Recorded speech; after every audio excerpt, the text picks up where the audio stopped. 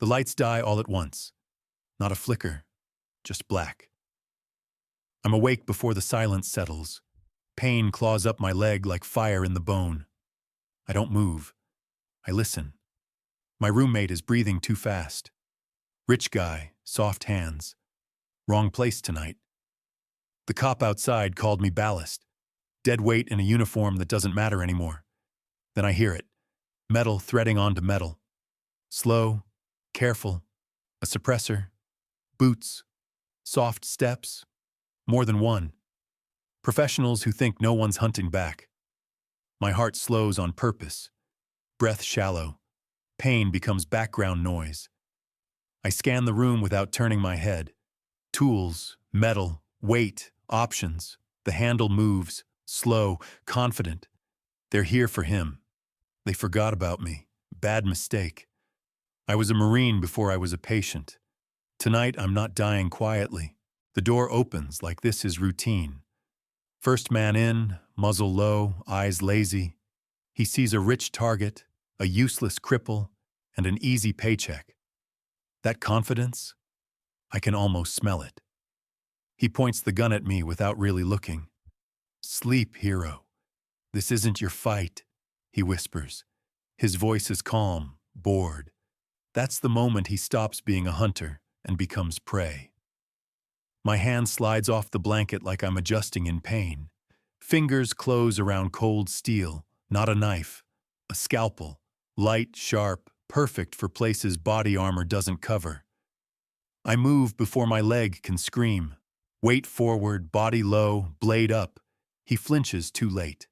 Surprise is louder than any gunshot. Second man swings toward me. I grab the fire extinguisher and squeeze. A white storm explodes into his face.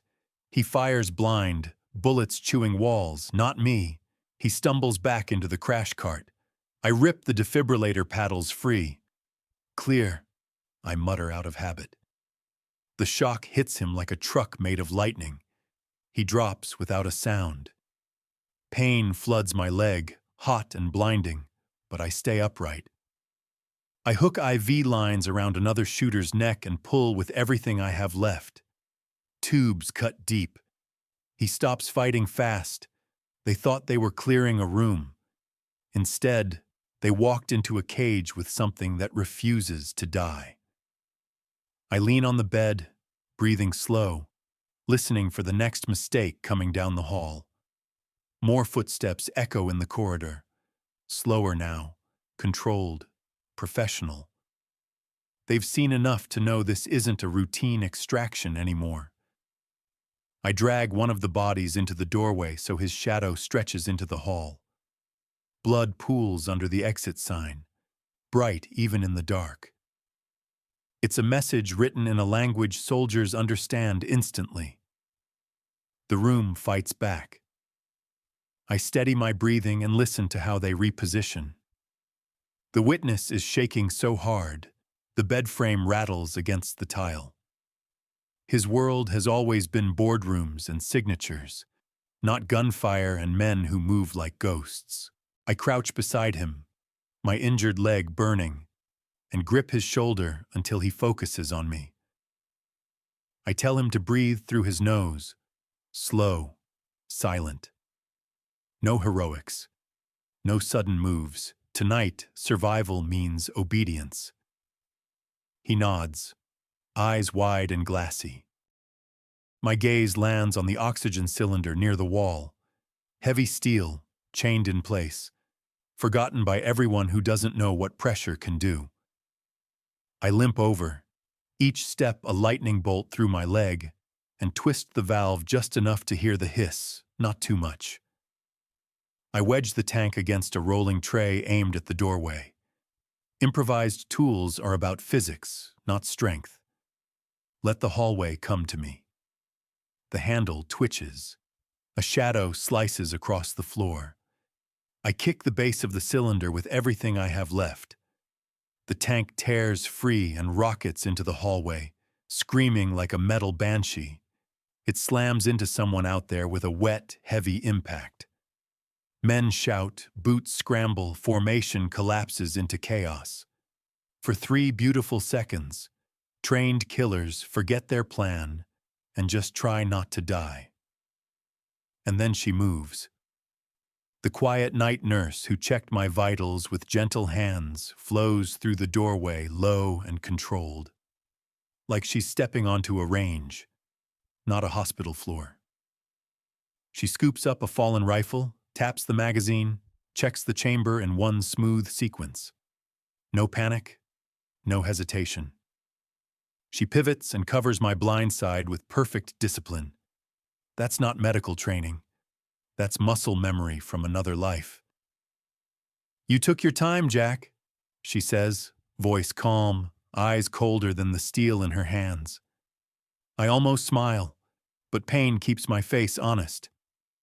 "Federal Protection Detail," she tells me in 2 clipped sentences. The witness isn't just rich. He's testimony that can burn powerful people to the ground.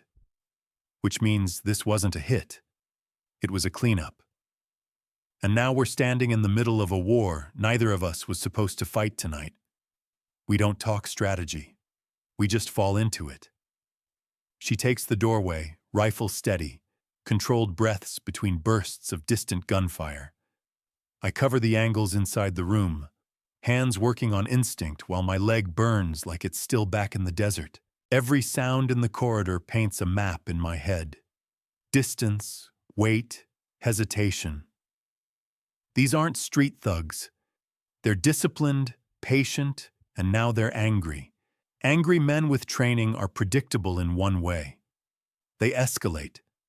That means heavier fire, tighter formations, fewer mistakes. It also means they're running out of time. So are we. I drag a cabinet onto its side, building a funnel toward the entrance. If they want the witness, they'll have to step into a narrow mouth of death. I've lived in worse places than this. My leg starts to shake, muscles failing under the stress I keep pretending isn't there. I drop behind the bed and cinch a tourniquet higher, tighter, until stars burst across my vision. Pain is information. It tells me how long I have before the body shuts down. I breathe through it, counting like I used to before breaching doors. In for 4. Hold. Out for 4. I can't sprint. I can't chase. So I turn the room into a trap that does the moving for me. I yank cords from the monitors and stretch them low across the entrance, hidden in shadow and debris. War taught me something hospitals never could. The wounded can still be lethal. Through the cracked door, I see laser beams cutting the smoke, steady and searching. They stack along the wall, communicating with taps and hand signals. Clean, efficient. One of them rolls a small camera on a cable toward the doorway. Smart, careful. I wait until the lens clears the threshold, then bring my boot down hard. Plastic crunches, sparks spit. They pull the cable back fast. Now they know for sure what's inside isn't luck. It's resistance. A voice whispers orders in a language I haven't heard since overseas contracts started replacing flags. This isn't random. Someone with money and reach wants that witness erased tonight. She reloads with smooth, economical movements, like she's done it 1,000 times under worse skies. I finally get a good look at her face without the nurse mask of softness. There's history there. Loss. The kind you don't talk about at family dinners. 3 left, maybe 4, she murmurs, counting by sound, not sight. I nod. We're not just defending a man anymore. We're defending a chain of consequences that reaches into courtrooms, headlines, and graves. Funny thing about fate. Sometimes it shows up wearing scrubs and carrying a rifle. They make their push with violence, not subtlety. Gunfire rips through the doorway, chewing wood, spraying plaster into the air like dirty snow. I stay low and count shots, mapping reload cycles in my head. When the firing pauses, I hurl a metal tray hard into the corridor. They react instantly, dumping rounds into empty noise. That tells me where they are. That tells her where to aim. She leans out for half a second and answers with two controlled bursts. One body drops. The others drag him back, disciplined even in retreat. These men have done this before. So have we. My strength is draining, slow but certain, like water from a cracked canteen. I crawl closer to the doorway, dragging my bad leg behind me, leaving a dark smear on the tile. If they breach, it'll be close. Personal. The kind of fight where distance disappears and training turns into instinct. I check the pistol I took earlier, hands steady even as my vision blurs at the edges. I don't feel like a hero. I feel like a wall that refuses to fall because someone has to stand here. Sometimes that's all a Marine really is. I glance back at the witness. He's watching me like I'm something out of a movie, not a bleeding man in a hospital gown. I want to tell him I'm scared too. That courage is mostly just refusing to move backward. But there's no time for philosophy, only math. Angles, rounds left, seconds between pushes. Still, in his eyes I see something shift. Not just fear now, understanding. The kind that changes how a man testifies when the courtroom feels colder than a battlefield. One of them steps into view at the far end of the hall, bigger than the rest, movements sharp and decisive. The leader. He doesn't rush. He studies the doorway like a chessboard, searching for the pattern we've laid. I meet his stare through smoke and shadow. No hate. Just professionals on opposite ends of an equation. He signals. This is the final push. I tighten my grip, feel the tremor in my hands, and welcome the moment. Some nights decide who we are. She shifts closer until our shoulders almost touch, two strangers bound by a night that erased introductions. We hold, she says quietly. Not a question. I nod. My world narrows to the doorway, to breath, to trigger pressure. Pain, fear, doubt, all pushed behind a single, simple truth. If we fall, he dies, and everything he knows dies with him. The hallway erupts as they charge, and we answer together, not as patient and nurse, not as soldier and agent, but as the last line between chaos and consequence. The hallway turns into a furnace of noise. Every gunshot punches the air flat, slams into tile, rips through plaster like the building itself is trying to escape. Smoke rolls low along the floor, lit by muzzle flashes that strobe the world into frozen fragments. A boot mid-step, brass spinning in the air, my own hands locked in recoil. I don't feel my leg anymore. That scares me more than the pain did. Numb means damage, and damage means time is running short. I fire slow, deliberate shots, not because I'm calm, but because panic wastes ammunition. Each squeeze of the trigger is a choice. This one matters, this one counts.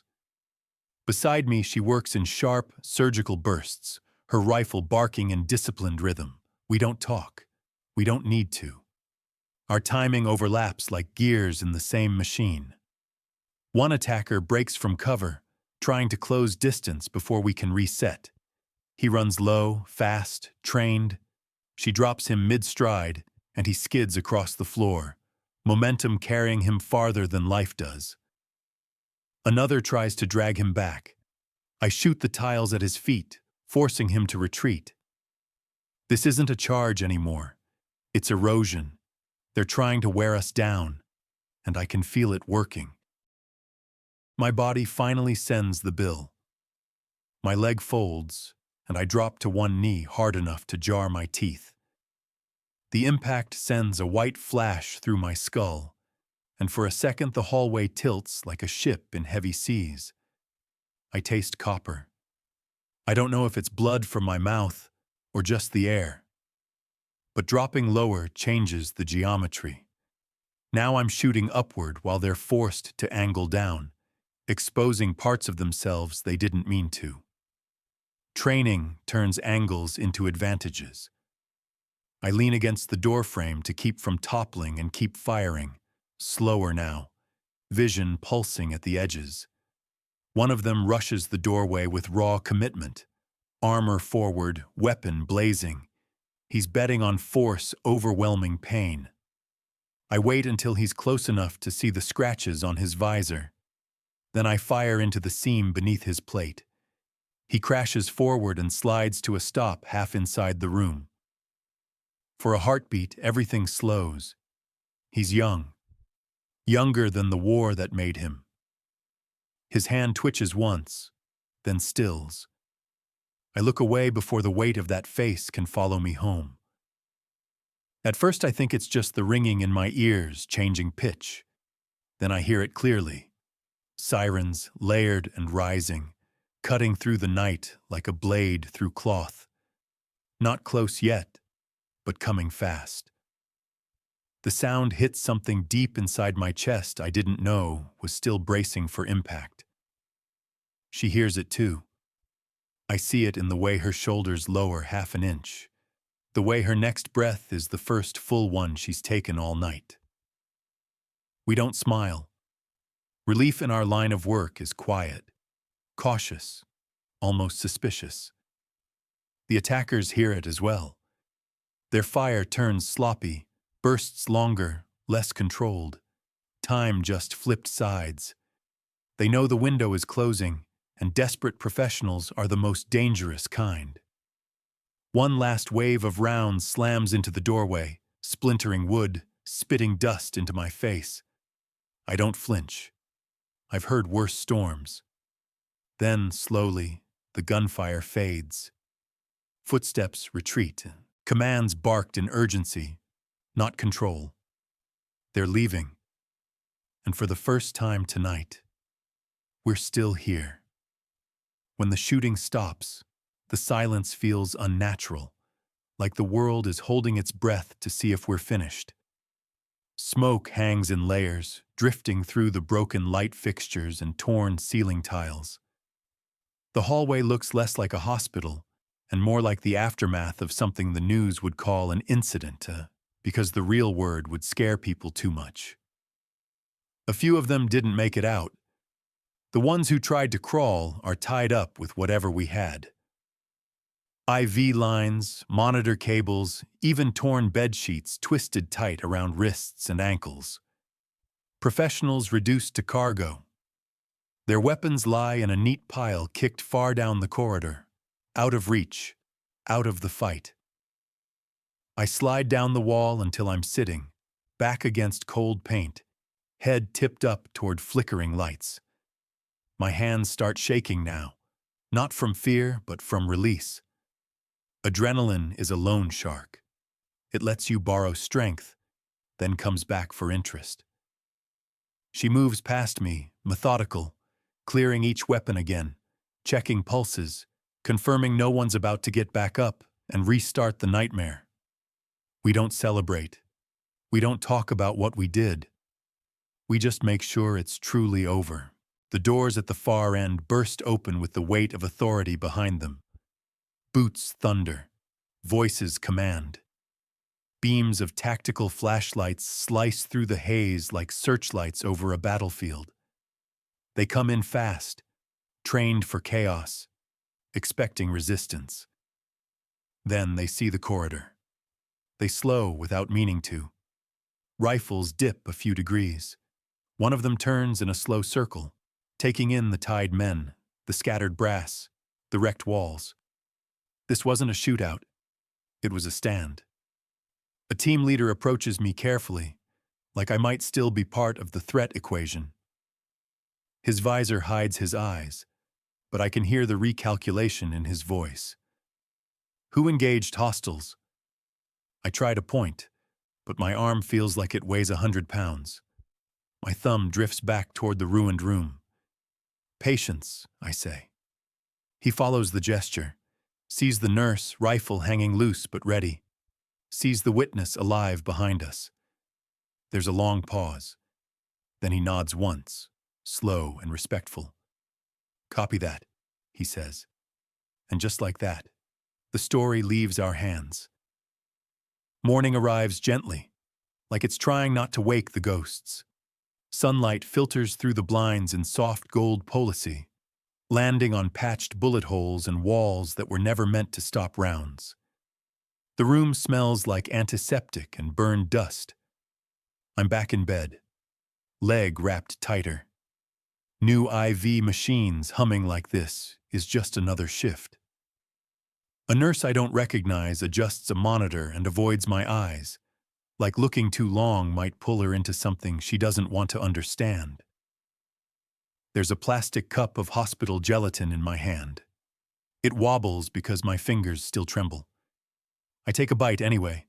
It tastes like nothing. Cold, sweet, pointless. I eat it all the same. Yesterday, I was ballast, a wounded body taking up space. Today, people walk softer when they pass my door. They don't joke. They don't smirk. They look at me like I'm something that went off and didn't.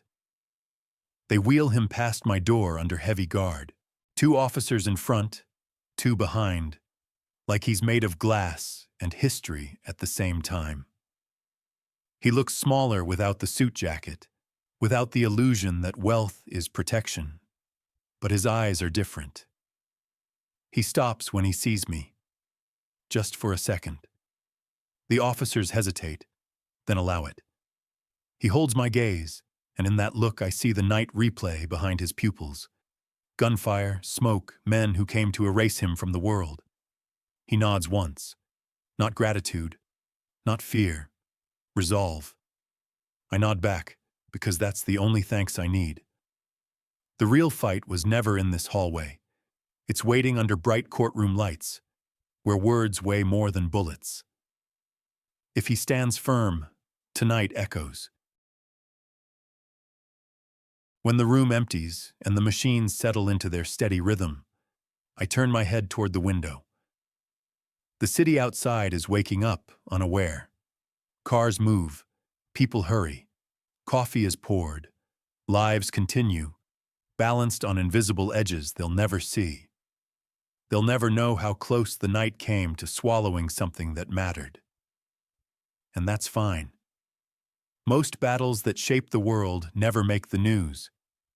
They happen in shadows, in hallways, in quiet decisions made by people nobody planned to rely on. I'm not a hero. Heroes are clean stories told afterward. I'm just a man who was too stubborn to die and too trained to quit. But as the sun climbs higher and warms the glass, I let one thought settle in my tired bones. Sometimes surviving is enough. Sometimes holding the line for one more minute changes everything.